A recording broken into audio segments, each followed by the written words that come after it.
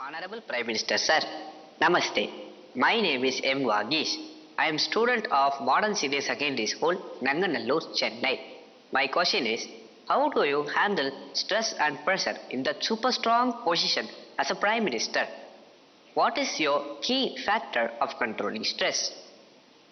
Thank you. आप भी बनना चाहते हैं क्या? तैयारी कर रहे हो क्या? धन्यवाद एम वागीश।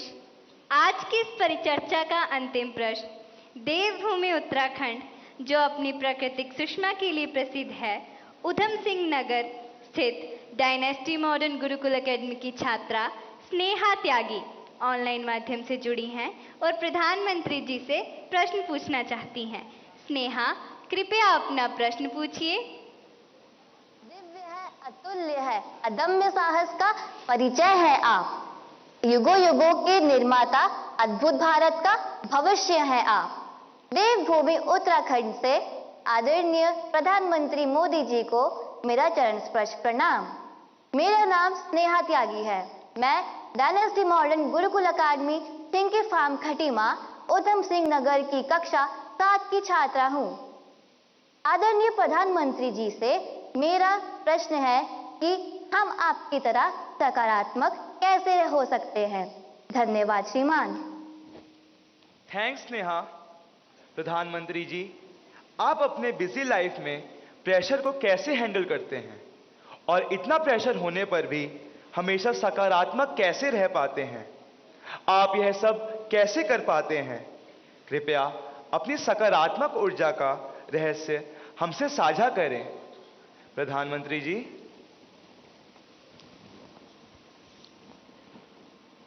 इसके कई जवाब हो सकते हैं। एक तो मुझे अच्छा लगा कि आपको पता है कि प्रधानमंत्री को कितना प्रेशर झेलना पड़ता है।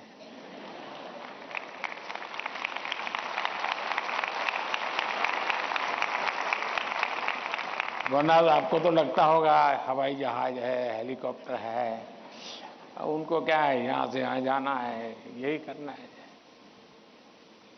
लेकिन आपको पता है कि भांति भांति ये सुबह शाम, दरअसल हरेक के जीवन में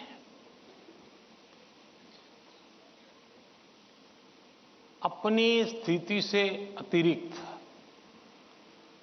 ऐसी बहुत सी चीजें होती हैं जिसको उसे मैनेज करना पड़ता है। जो उसने सोचा नहीं वैसी चीजें व्यक्तिगत जीवन में भी आ जाती है, परिवार जीवन में आ जाती है, और फिर उसे भी संभालना पड़ता है। अब एक नेचर ऐसा होता है कि भाई बहुत बड़ी आंधी आई है, चलो कुछ पर बैठ जाए, निकल जाने दो। कुछ संकट आया है, नीची मुंडी करो यार, समय जाएगा। शायद ऐसे लोग जीवन में कुछ अचीव नहीं कर सकते। मेरी प्रकृति है और जो मुझे काफी उपकारक लगी है, मैं हर चुनौती को चुनौती देता हूं।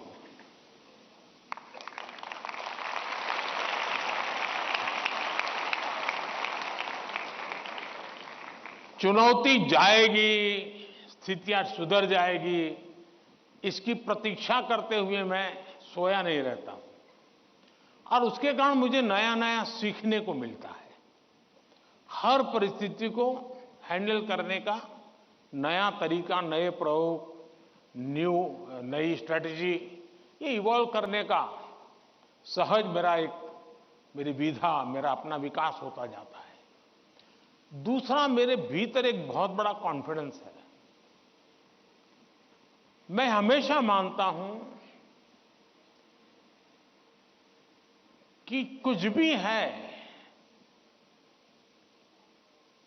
140 करोड़ देशवासी मेरे साथ हैं।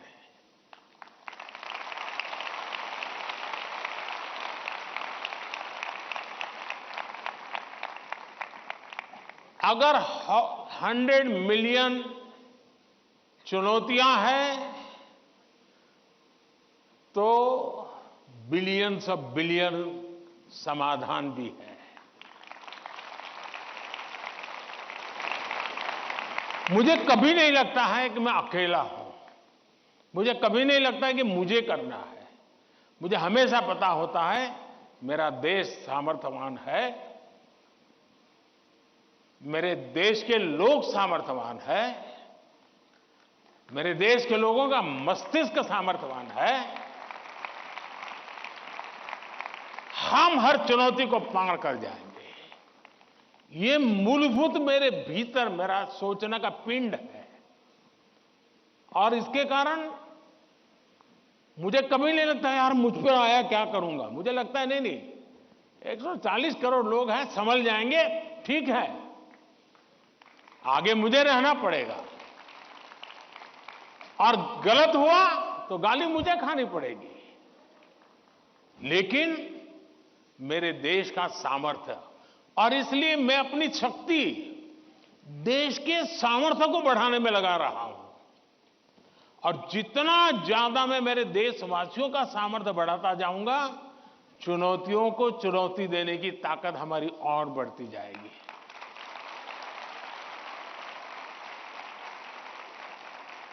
अब हिंदुस्तान की हर सरकार को गरीबी के संकट से जूझना पड़ा है।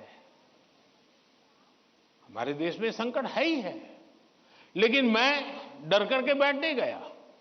मैंने उसका रास्ता खोजा, और मैंने कहा, सोचा कि सरकार होती कौन है जो गरीबी हटाएगी। गरीबी तो तब हटेगी जब मेरा हर गरीब तय करेगा कि अब मुझे गरीबी को परास्त करना है। अब वो सपने ही देखेगा तो होगा कि नहीं होगा। तो मेरी जिम्मेवारी बनती है कि मैं उसके सपने को पूरा करने के लिए सामर्थ्यवान बनाऊं, उसको पक्का घर दे दूं, उसको टॉयलेट दे दूं, उसको शिक्षा की व्यवस्था दे दूं, उसको आयुष्मान योजना का लाभ दे दूं, उसके घर से नल पहुंचा दूं।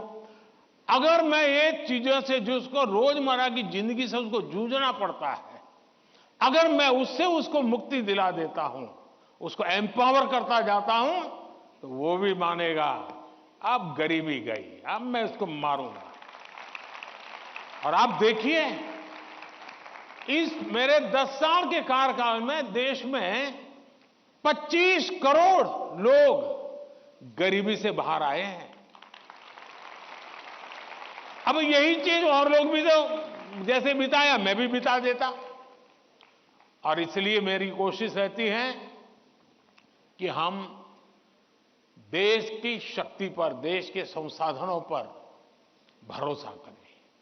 जब हम इन सारी चीजों को देखते हैं तो कभी हम अपने आप को अकेला महसूस नहीं करते। जी मैं क्या करूं, मैं कैसे करूं, अरे मैं तो एक चाय बेचने वाला इंसान, क्या करूंगा, ऐसे नहीं सोच सकता हूं जी। मुझे पूरा भरोसा होना चाहिए। और इसलिए पहली बात है कि आप जिनके लिए कर रहे हैं उन पर आपका अपार भरोसा।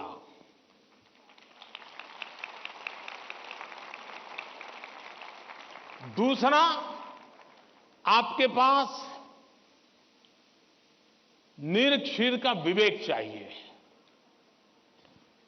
कौन सा सही है, कौन सा गलत है, कौन सा आज जरूरी है, कौन सा अभी नहीं, बाद में देखेंगे। आप प्रायोरिटी तय करने का सामर्थ्य चाहिए। वो अनुभव से आता है, हर चीज को एनालाइज करने से आता है। मैं दूसरा प्रयास ये करता हूं। तीसरा, मैं गलती भी हो जाए तो ये मान के चलता हूं कि ये मेरे लिए लेसन है। मैं इसको निराशा का कारण नहीं मानता हूं। अब आप देखिए, कोविड का संकट कितना भयंकर था। मामूली चुनौती थी क्या? पूरी दुनिया फंसी पड़ी थी। अब मेरे लिए भी था कि क्या करो भाई, मैं कह दूं, अब क्या करे, तो भाई वैश्विक बीमारी है, दुनिया भर में ऐसा ही है, सब अपना अपना संभाल लो। मैंने ऐसा नहीं किया।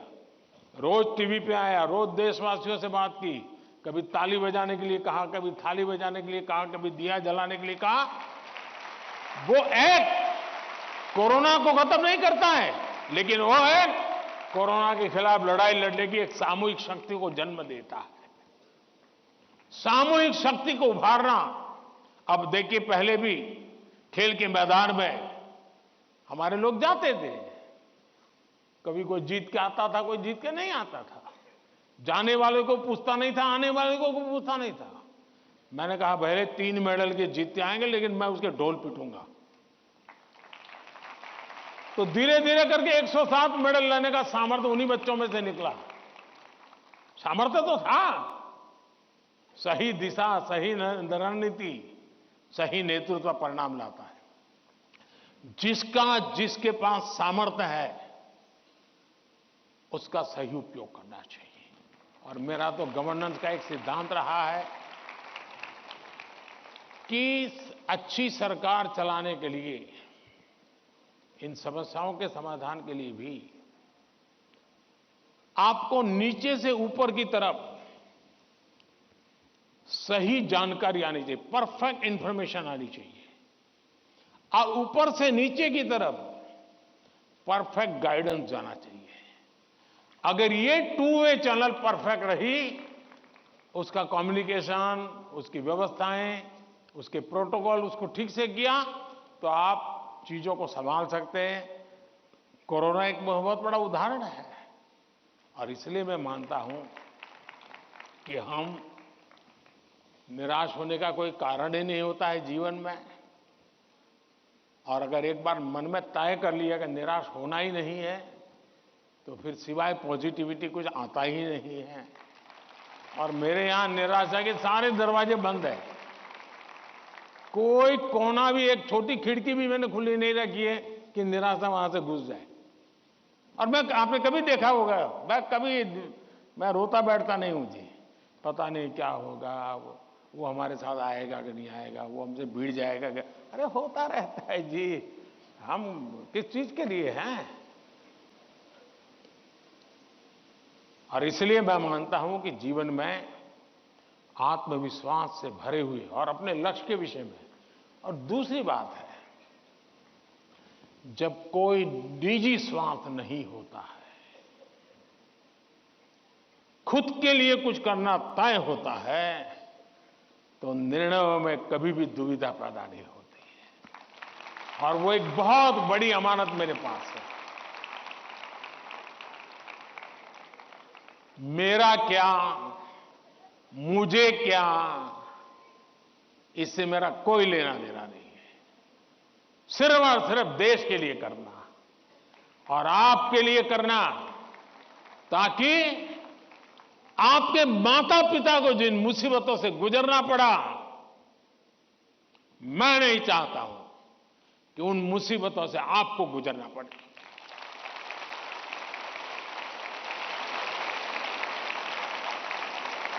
हमें ऐसा देश बना करके देना है दोस्तों, ताकि आपके भावी पीढ़ी को भी, आपके संतानों को भी लगे कि हम ऐसे देश के अंदर और पूरी तरह खिल सकते हैं, अपना सामर्थ्य दिखा सकते हैं। और ये हमारा सामूहिक संकल्प होना चाहिए, ये हमारा सामूहिक रिजॉल्व होना चाहिए, और परिणाम मिलता है। और इसलिए साथियों, जीवन में पॉजिटिव थिंकिंग की बहुत बड़ी ताकत होती है। बुरी सी बुरी चीज में भी पॉजिटिव देखा जा सकता है, उसको हमने देखना चाहिए। धन्यवाद जी।